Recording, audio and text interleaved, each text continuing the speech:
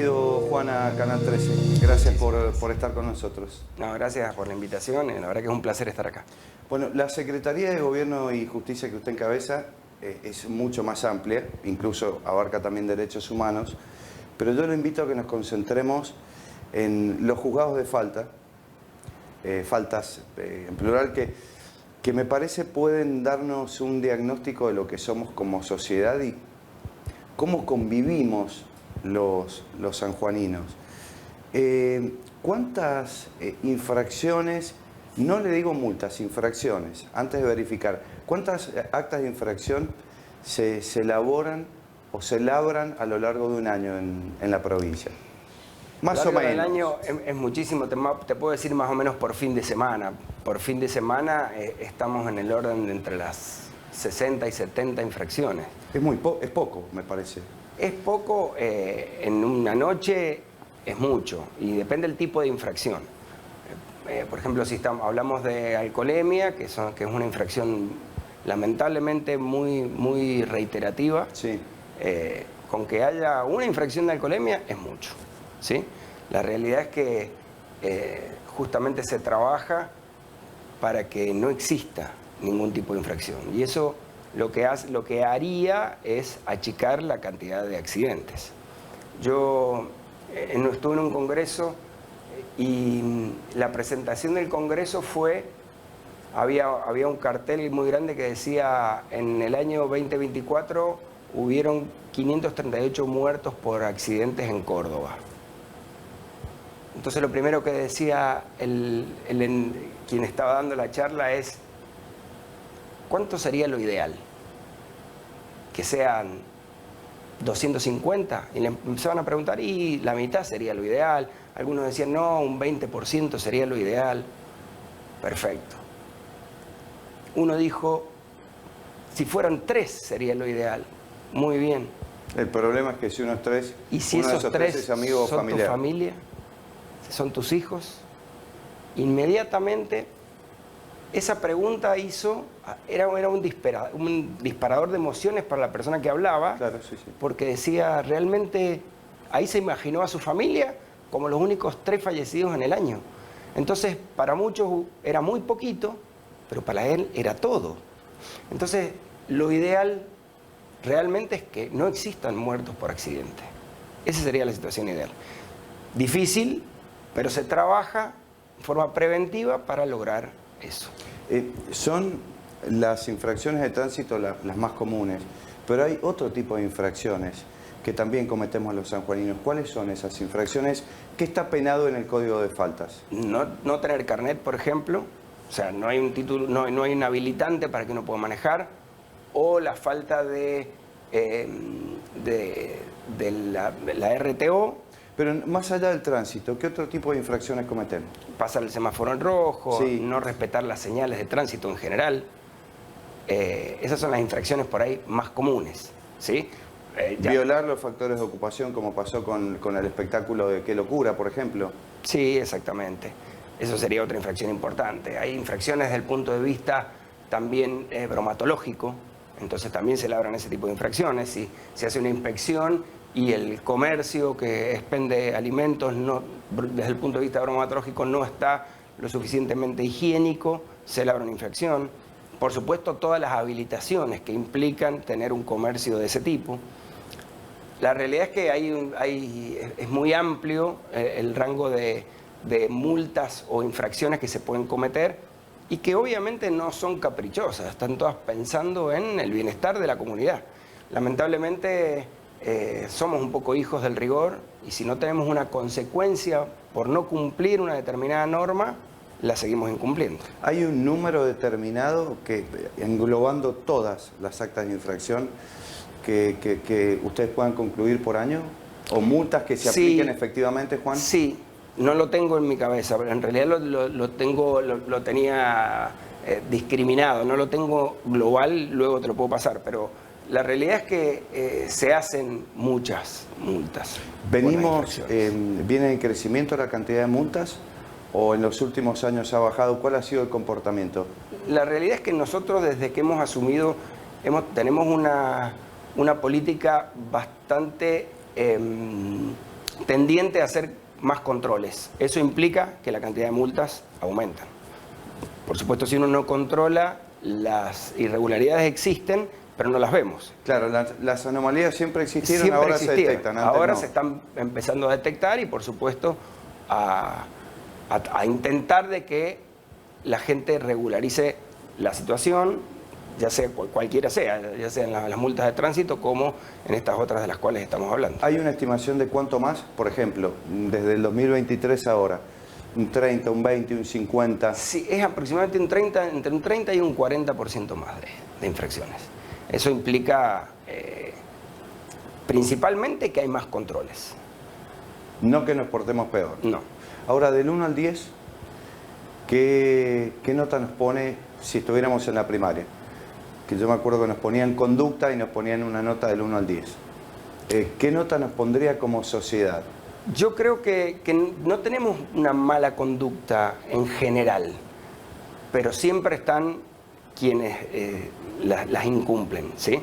Y estará entre el 20 y el 30% de gente que no cumple con todas las reglamentaciones, digamos. O sea que es una excepción, digo. No la mayoría No es la incumple mayoría. lo que dice el Código No es de la Fábrica. mayoría, por suerte. La gente cada vez está tomando más conciencia. Desde el punto de vista de la alcoholemia, por ejemplo, hay más gente que se va en Uber, si quiere tomar, o entre los chicos está bastante común el tema del conductor designado. Entonces hay uno de los chicos de los que sale que no toma alcohol y es quien está encargado de traer el vehículo de vuelta. Pero bueno, siempre están los que creen que nunca les va a pasar nada y saltean todo tipo de reglas. ¿Son más conscientes los jóvenes que nosotros los adultos? Yo creo que hoy se toma más conciencia por el simple hecho de que hay más controles. Y uno sale y dice, seguramente un control me voy a cruzar. Entonces tengo que tomar necesariamente los recaudos para no tener consecuencias. ¿Cuál es la falta más común hablando de tránsito ya? Que es el tipo de faltas que más números se lleva. ¿Cuál es la más común? Está entre la falta de documentación que esté vigente y el tema de la alcoholemia. La alcoholemia. Sí. ¿Cree que deberíamos tener tolerancia cero como hay en otros distritos del país? Yo creo que la tolerancia cero debería aplicarse. Hoy en día uno no sabe qué cantidad de alcohol qué efecto tiene en cada persona, porque la realidad es que las personas tienen distinta absorción del alcohol, o digamos, para decirlo de una forma vulgar, le pega distinto a alguna persona que a otra.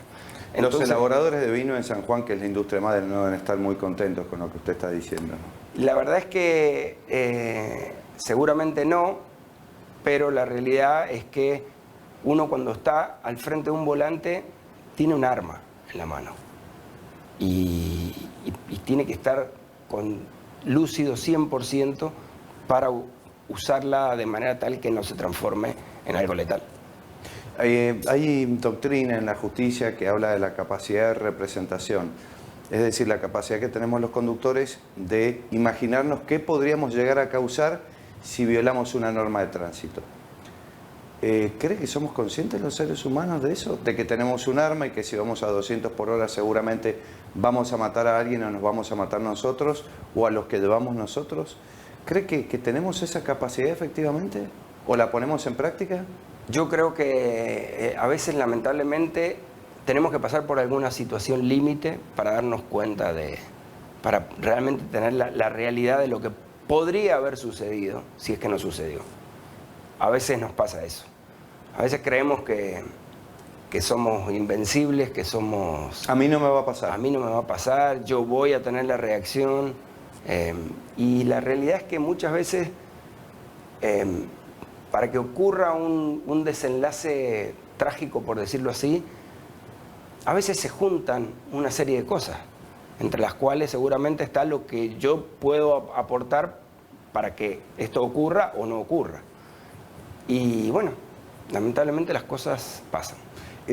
Siempre me llamó la atención, me me despierta cierta intriga el descargo que hace la gente cuando va a los juzgados de falta. Se para frente al juez. ¿Por qué hacen lo que hacen?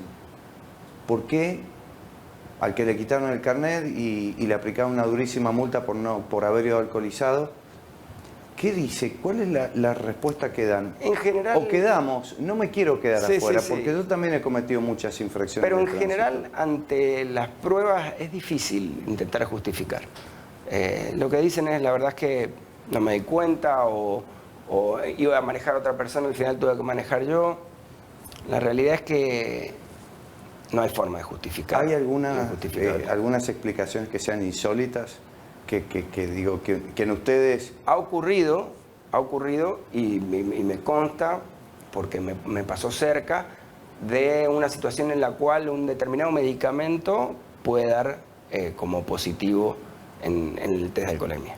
Y en realidad no había tomado alcohol. Con conocimiento de causa lo digo. Y bueno, obviamente hay que demostrarlo, pero existe.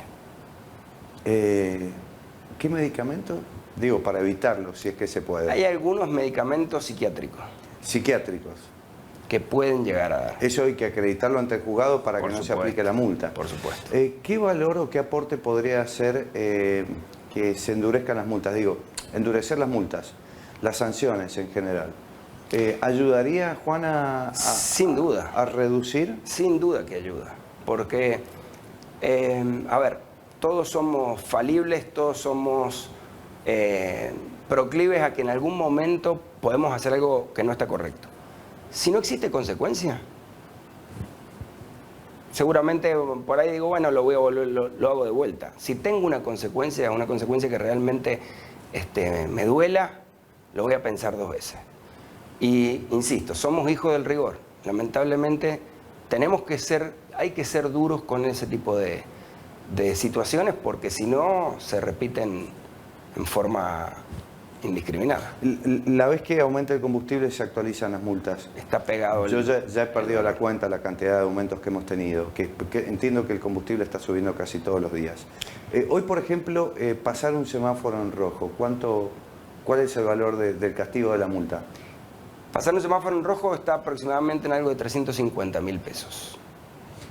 Digo aproximadamente por estas 2 variantes, y la realidad es que traía el último, me lo dejé en el auto, pero está ahí, que después se los puedo acercar, sí. Con el valor de todas las multas. ¿Cuánto debería costar según su criterio? No está mal ese valor. La verdad que duele, y para volver a pasar otro semáforo en rojo, digo, la pienso 2 veces.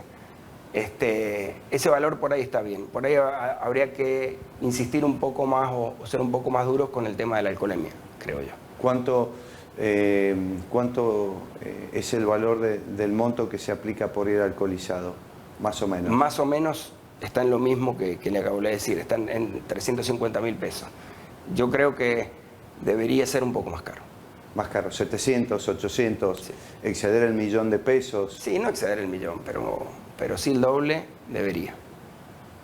Hay mucha gente que yo me imagino que invocará la imposibilidad de pago. ¿Es partidario de empezar a aplicar tareas comunitarias como un castigo alternativo a la cárcel o a la multa económica? Existe la posibilidad de que el juez aplique tareas comunitarias, además del pago de la multa. El pago de la multa, yo diría, existen algunas cosas en las cuales se pueden reducir, pero hay faltas graves, como por ejemplo la alcoholemia, donde no se reduce el pago de la multa. Hasta que no paga, no se lleva el vehículo. Pero la tarea comunitaria no ayudaría, digo, ¿no creen ustedes que sería persuasiva para que no vuelva a pasar? Se lo pregunto porque mucha gente paga y listo, y se terminó la historia. 3 meses de tarea comunitaria es... Nosotros estamos analizando en introducir, y bueno, justamente con una modificación que tenemos proyectada de la ley de faltas, es el hecho de la obligatoriedad de hacer un curso, que lo obligue a tomar conciencia a la persona de la situación que se podría haber generado por estar manejando alcoholizado, por ejemplo. este tema de las estadísticas,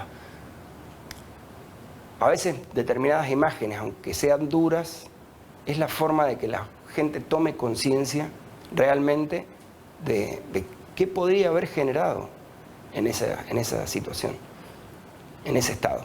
Sí, de hecho las grandes compañías automotrices cuando hacen campañas de prevención utilizan imágenes crudísimas y son muy criticadas, pero ellos entienden, de acuerdo a lo que dicen los especialistas, que es la mejor forma de generar conciencia. Es la forma realmente que a uno lo impacte y diga no, o sea, no voy a hacer esto.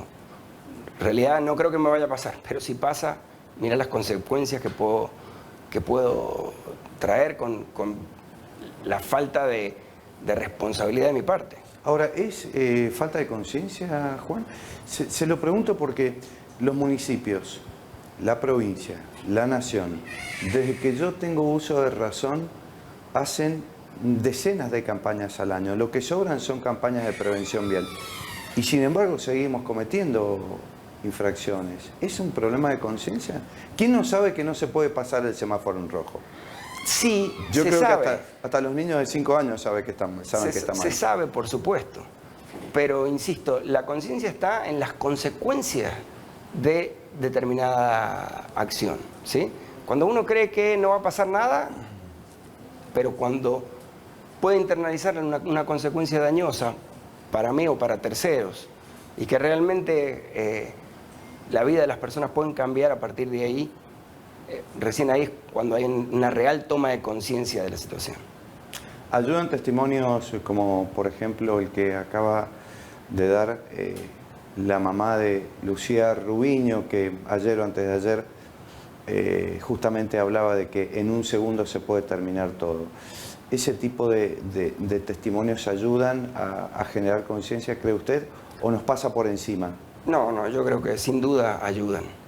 Porque hay mucha gente que es muy empática, que se pone en los zapatos del otro, y esa es la situación a la cual nosotros tenemos que tratar de llevar a la gente, a que se ponga en los zapatos del otro. Y si falta una irresponsabilidad de mi parte le puede cambiar la vida a otra persona, bueno, seguramente si soy consciente de eso, no lo voy a hacer. ¿En qué otro cambio les gustaría trabajar en el Código de Faltas? En realidad es un código de faltas que ya tiene muchos años. Hay muchas cosas que se pueden ir cambiando. Por ejemplo, en la parte de manipulación de alimentos, de bromatología, digamos, todavía estamos como, está como obsoleto gran parte del código de faltas. Entonces, bueno, estamos haciendo todo un trabajo de revisión para proponer una modificación y una actualización. ¿Cuándo sería esto, más o menos? La verdad es que lo teníamos pensado para este año, y todavía no tengo una fecha probable. Tienen que tener los números en la Cámara de Diputados. Digo, tenemos que entre tener otras los cosas. números y bueno, y también la realidad es que hay muchos temas que se están tratando, también hay una cuestión de prioridades y bueno, esto está todavía sin fecha tan clara. Hagamos de cuenta que no está la cámara prendida.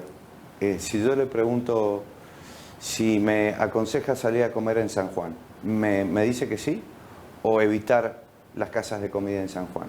Digo, No. En función de lo que ustedes terminan midiendo, ¿no? Porque es una forma de medir también el estado de los alimentos, si se manipulan bien o no los alimentos. ¿Usted sale con confianza a comer? Sí, totalmente. Sí, porque le digo que, insisto... ¿Tenemos buena gastronomía? Tenemos buena gastronomía y existen los controles. La gente es buena, pero si uno la controla es mucho mejor. Ahí está la clave. ¿Y qué encuentran, por ejemplo, cuando hacen controles? ¿De qué se acuerda en estos casi 2 años de gestión? Dígame la peor infracción o lo peor que se han encontrado en una cocina. O en un carro de panchos. Falta de higiene, cucarachas, digamos, distintos tipos de cosas. Por supuesto, en algunos lugares muy puntuales. Pero la realidad es que existen toda una serie de cursos de manipulación de alimentos que nosotros desde el gobierno los estamos promoviendo, que quienes lo realizan esta manipulación los están tomando todas las medidas, porque es la manera de decir, mira, yo te estoy explicando cómo hacer las cosas, después no tenés excusas para no hacerlas. Seguramente no me va a querer dar un lugar puntual, pero hay ¿Hay restaurantes o puestos de comida a los que usted no iría? Sí, seguramente, seguramente. Hay. ¿Los tiene identificados? De todas maneras, yo creo que la gente aprende.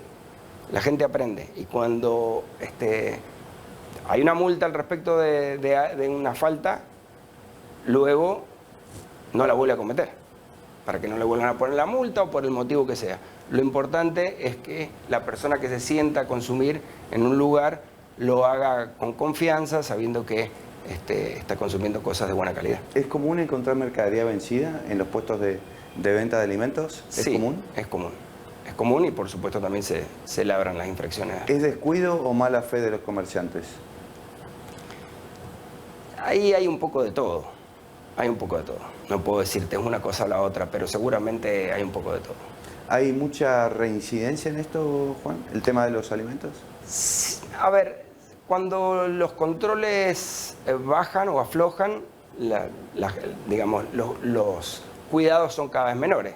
Con lo cual tratamos de que existan controles no tan seguidos, pero sí periódicos.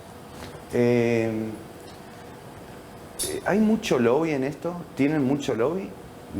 Digo, de gente que les llama, che, mira, aplicar una pena baja, que es amigo, mira, este es el hijo de, trata de no ser tan duro. Hay en todos los ámbitos del Estado aquí y en cualquier parte. Acá le pregunto si hay mucho de eso, si le suena mucho el teléfono por pedidos de amigos o conocidos. Llamados teníamos mucho al principio. La realidad es que nosotros, como yo digo, como ya comenté, existen faltas graves en las cuales no se puede hacer ningún tipo de modificación, ¿sí?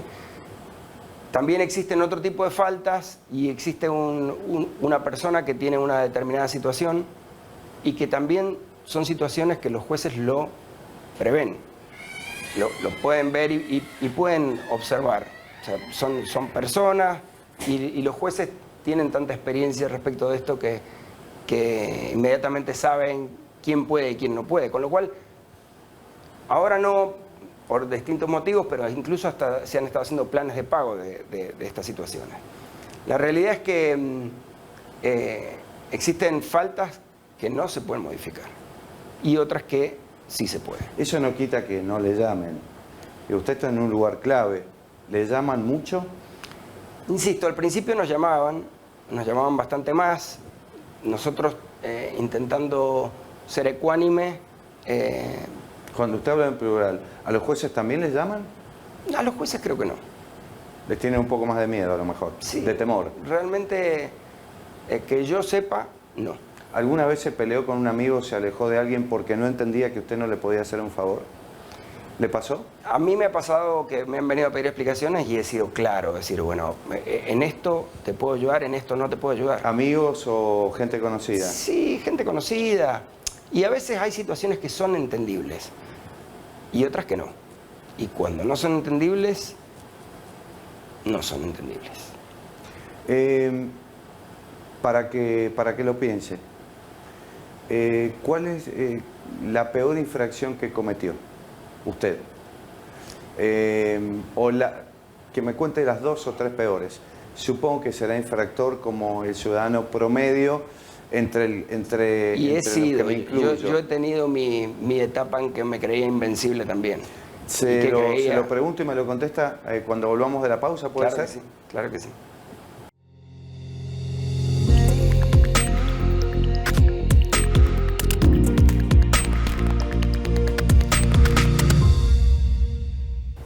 Bueno, le preguntaba cuáles son las infracciones que ha cometido usted, que se acuerde, o la más grave, alguna infracción de la que a lo mejor se arrepiente el día de hoy. A lo mejor algún exceso de velocidad, esas cosas en la época de juventud, uno no tomaba tanta conciencia de lo peligroso que es y sin duda debo haberlo cometido. Nunca me hicieron una infracción, pero que lo cometí.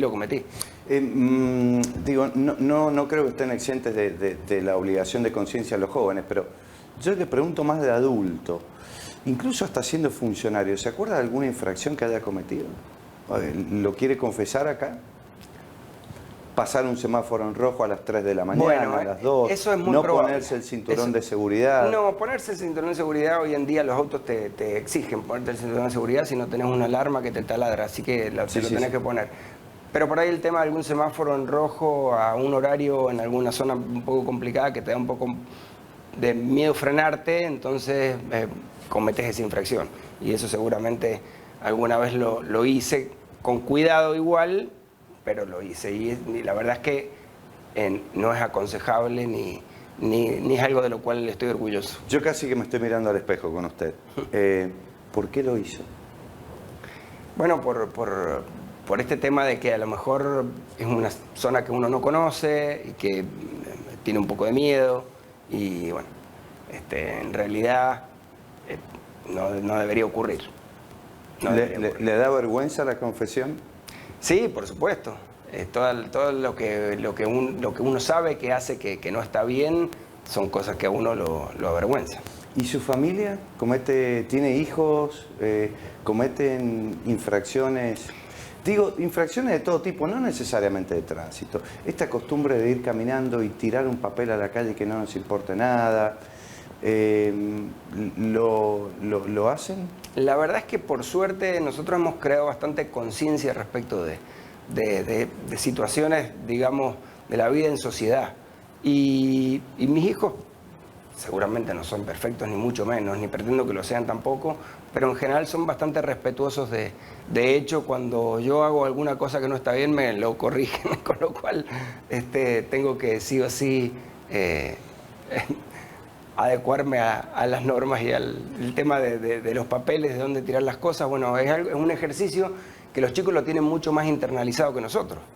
Y nosotros en realidad, bueno, uno va aprendiendo con ellos también.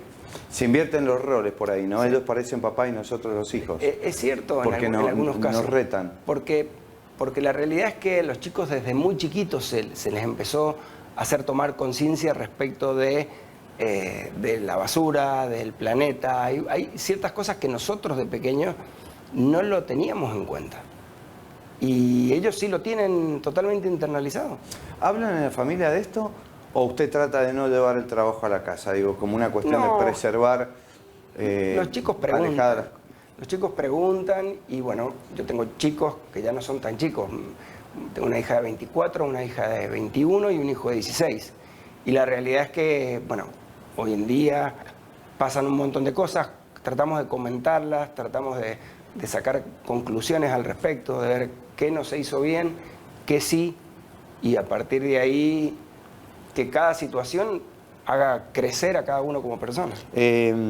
Por ahí no le ponen un freno con esto de hablar del trabajo, de la política, del gobierno. ¿En la familia no le pasan factura por esto? Yo trato de que, excepto que me saquen el tema, de no hablar. Trato de hablar más de la situación, de las cosas que viven ellos, en cada uno de sus estudios, de su trabajo. Y excepto que me pregunten, si me preguntan no tengo inconveniente, pero trato de no llevar las cosas del trabajo a la casa. Ya lleva varios años haciendo política, militando. Hoy, después de esos años, ¿le gusta, reafirma su gusto por la política y su pertenencia a la política partidaria? Yo estuve mucho tiempo pensando involucrarme en política o no. Porque bueno, estar metido en política implica muchas cosas, familiares, de exposición. Pero llegó un momento, ya hace unos años atrás, te diría hace casi 12 años, que dije, si uno no se involucra y el país va como va, que iba cada vez peor, el día de mañana mis hijos me van a decir, bueno, ¿y vos qué hiciste para que esto no pase? O para que no nos tengamos que ir a vivir a otro lado. La realidad es que involucrarse en política, y mucho más cuando lo que uno aporta forma parte de una gestión que entiendo está llevando bien adelante las cosas, bueno, realmente cuando pasa eso a uno le dan ganas de participar, y cuando uno nota que hay determinados cambios que puede lograr desde el cargo que uno tiene, sin duda eso es como un combustible que a uno le permite seguir seguir yendo hacia adelante. ¿En algún momento pensó en largar todo y dejar la política? ¿Se sintió decepcionado? ¿Le pasó algo así por la cabeza? Decepciones siempre hay, porque la política, como toda actividad, no todo es color de rosa, siempre hay cosas que uno tiene que saber sortear, a veces que saber aguantar, pero en realidad nunca hasta acá me han dado ganas de decir, bueno, largo todo y a ver, yo siempre he sido una persona independiente. La primera vez que he tenido un sueldo, digamos, fue cuando yo ingresé a la política. Antes trabajaba en forma independiente, con lo cual no necesitaba de esto como para poder trabajar.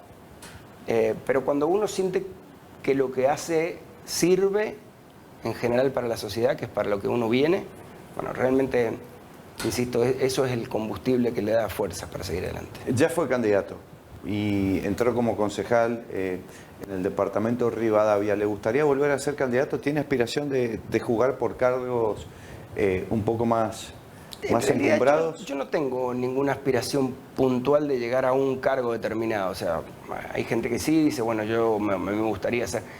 A mí lo que más me motiva es ser parte de un equipo que haga bien las cosas. No estaría mal que sueño con un cargo. No. Por ejemplo, no ha soñado nunca con ser gobernador, presidente, en esas fantasías que tenemos todos en algún momento. Mire, yo lo veo al gobernador o lo veo al intendente de Rivadavia, el nivel de exigencia que tienen esos cargos respecto a la actividad y bueno, realmente uno tiene que replantearse si tiene primero la capacidad de aguantar un ritmo así y segundo, si está dispuesto a dejar un montón de cosas de lado como para poder estar.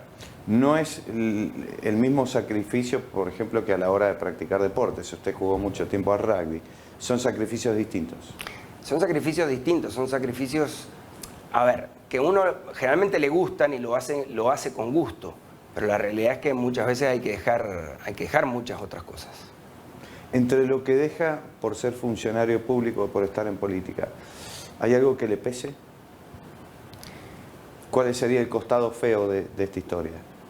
El costado feo no, por ahí hay cosas, a veces yo le dedicaba mucho más tiempo por ahí a los chicos, los acompañaba más a los deportes y ese tipo de cosas que bueno, la realidad es que los tiempos de uno son menores, ¿eh?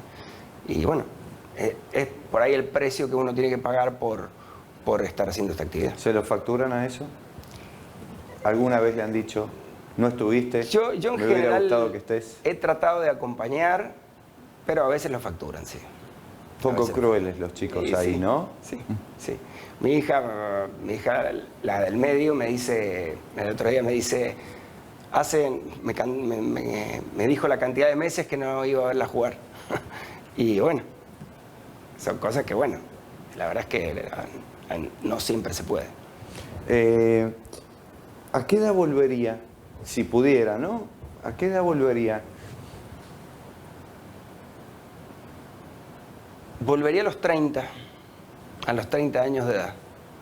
En esa edad estaba trabajando. O sea, unos 45 años atrás. No tanto, no tanto. No tanto. Pero sí hacen 25, 26. En esa edad estaba trabajando, estaba jugando al deporte, al rugby en primer o al mejor nivel que podía jugar. Estaba recién casado. Bueno, fue un muy buen momento ese de mi vida. ¿Extraña los valores de aquella época, si es que eran distintos a los de esta época, a los de esta era? Yo no sé si los valores han cambiado. Generalmente las generaciones cambian. Nosotros cuando éramos jóvenes, nuestros padres la verdad mucho no nos entendían y es un poco lo que nos pasa a nosotros hoy con los jóvenes. Tienen otros códigos en muchos aspectos. Las relaciones son distintas. Yo le contaba, hablamos siempre con nuestros amigos y a veces con nuestros hijos, que nosotros teníamos que llamar a la casa de la chica que queríamos salir y nos tenía que atender el padre, y teníamos que dar la cara con el padre y tocábamos la puerta y nos abría el padre o la madre. Y hoy en día todo es por WhatsApp, es un hola, chao, pa, mucho más rápido, es distinto. No digo que sea ni mejor ni peor, es distinto. ¿Qué cambiaría de su vida o de qué se arrepiente, que lo cambiaría por completo? Algo que usted cree que lo marcó negativamente y que lo cambiaría hoy si pudiera. No, creo que a lo mejor son un par de decisiones, pero no definitivas. Yo creo que en la vida lo que uno tiene que tratar de hacer es siempre mejorar en algún aspecto. Yo, por ejemplo, salí del secundario y empecé a estudiar Derecho en Córdoba en una época muy difícil. A los 4 meses estaba de vuelta acá en San Juan. Luego empecé otra carrera que dejé, luego empecé mi primera carrera que fue Educación Física, yo soy profesor de Educación Física. Me recibí, no empecé a ejercer de profesor de Educación Física, empecé a trabajar como productor de seguros, soy productor de seguros también. Y a los 35 años, ya con 2 hijos, dije voy a empezar a estudiar Derecho. Y justo estaba la Nacional, ya hacía unos años acá. Habían abierto abogacía en la Nacional. La Nacional. Y a los 42 años me recibí de abogado. Y bueno, no sé qué hubiera hecho. A lo mejor si me hubiera recibido 10 años antes de abogado, no sé si hubiera cambiado tanto la cosa. En general, yo trato de no mirar hacia atrás, sino de mirar hacia adelante y ver qué otra cosa nueva se puede hacer mejor. Y en definitiva, arrepentirse no nos lleva a otra cosa que un mal estado. Así que... ¿Tiene ídolos o modelos a seguir? No sé. Tengo ídolos... No sé nada de rugby, pero le preguntaría a lo mejor si Jonas Lomo en algún momento fue su ídolo. Maradona. A mí me gusta mucho, tengo ídolos del rugby, me gusta mucho en general el deporte. Y hay gente que sí los tengo como en un podio. Hasta hace unos años, para mí el número 1 era Manuel Ginóbili, por todo lo que significó. Y después Messi obviamente le ganó el lugar. Pero ese tipo de líderes, gente que siempre es humilde, que siempre cree que le falta por aprender, que siempre cree que no se cree que es el mejor, son sin duda los modelos a seguir, pero no para el deporte, para la vida. Le pregunto justamente por la vida, por todo lo que implica, todo lo amplia que es. ¿A quién le gustaría encontrarse cuando termine esta entrevista y vaya saliendo? Si pudiera elegir, ¿con quién le gustaría toparse para cruzar unas palabras, para decirle algo que le quería decir, para darle un abrazo? ¿Con quién le gustaría encontrarse? A ver, en lo personal me gustaría encontrarme con mi viejo, que lo perdí hace ya muchos años. Pero como un personaje, me gustaría encontrarme con Mandela, por ejemplo.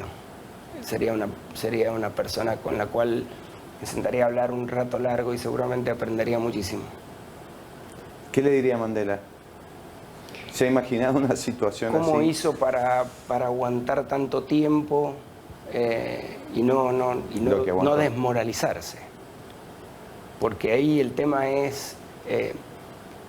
yo insisto, yo creo que en la vida triunfan los que insisten.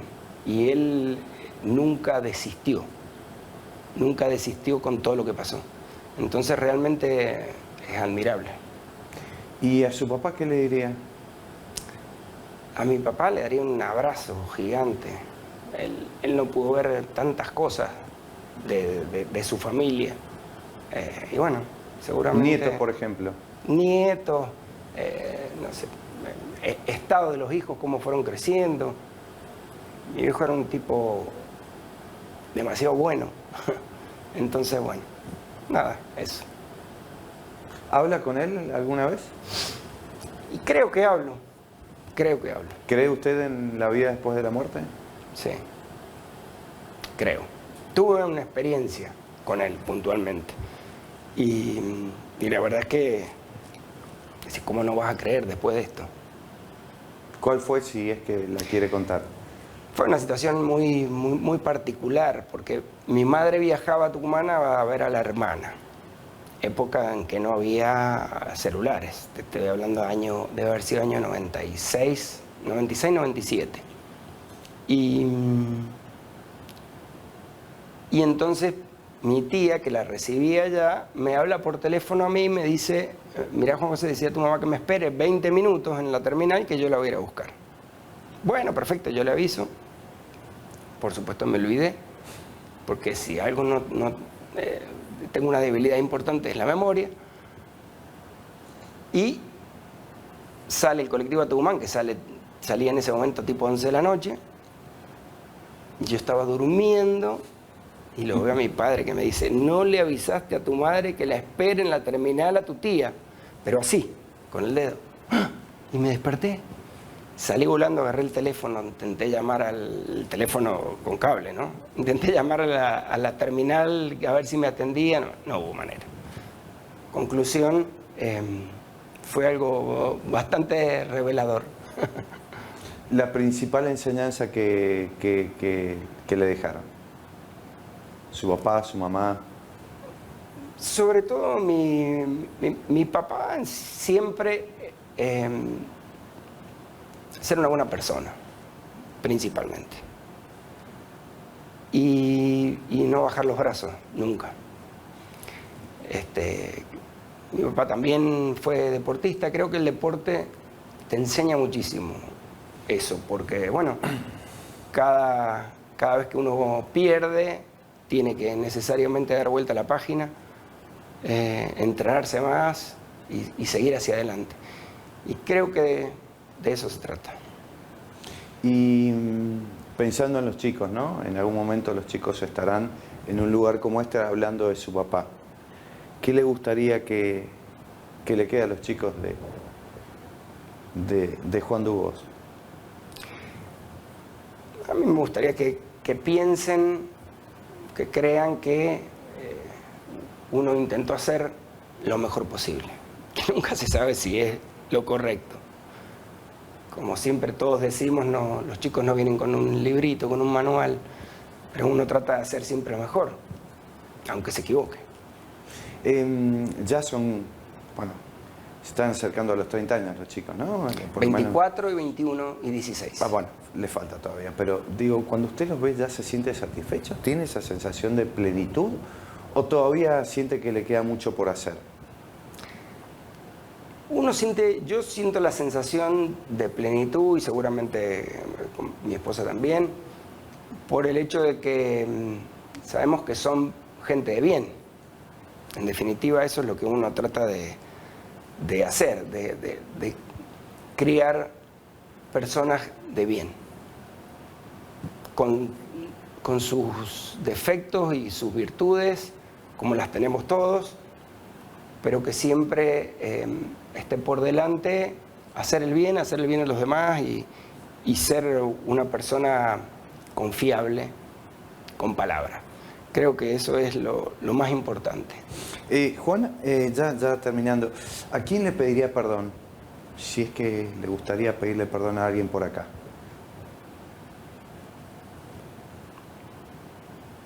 No sé si tengo a alguien a quien pedirle perdón. Creo que a lo mejor, no sé, pediría perdón por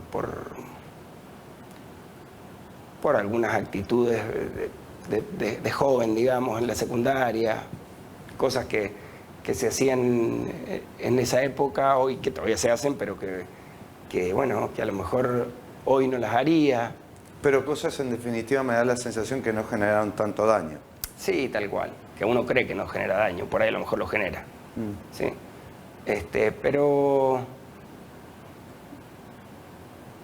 no tengo, a ver, insisto, yo trato de hacer el bien, digamos, y ser una persona que va de frente, con lo cual entiendo que moviéndose de esa manera es difícil, por más que uno se equivoque, insisto, uno siempre se puede equivocar, pero por lo menos no hay mala intención.